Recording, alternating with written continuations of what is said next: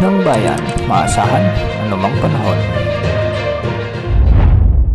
Magandang oras po sa ating lahat, narito na ang latest update sa magiging lagay ng panahon natin ngayon at sa magiging lagay ng panahon sa susunod na 24 oras. Sa kasalukuyan ay Intertropical Convergence Zone ang nakakaapekto sa Southern Mindanao, samantalang shearline pa rin ang nakakaapekto sa silangang bahagi ng Northern Luzon. Dahil naman sa umiiral na northeast monsoon ay asahan ang maulap na kalangitan na may mga pag-ulan sa bahagi ng Batanes at Babuyan Islands.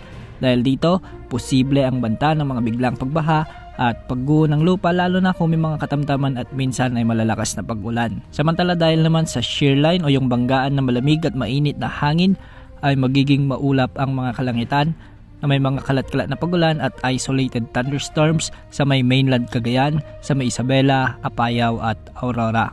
Hindi rin inaalis ang posibilidad ng mga biglang pagbaha at pagguho ng lupa, lalo na kung may mga katamtaman at minsan ay malalakas na pag-ulan. Dahil naman sa umiiral na Intertropical Convergence Zone, asahan din ang maulap na papuwirin na may mga kalat-kalat na pag-ulan at thunderstorms sa buong Mindanao at kasama na rin ang Palawan.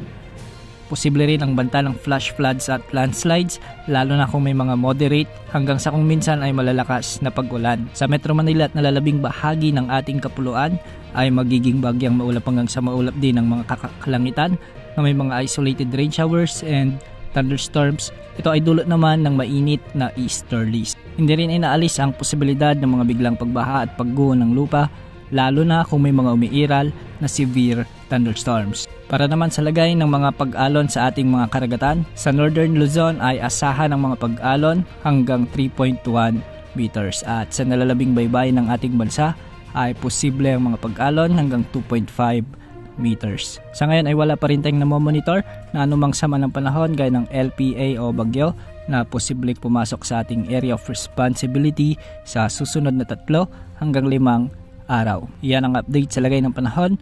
Ito pang weather update ng bayan, maasahan anumang panahon.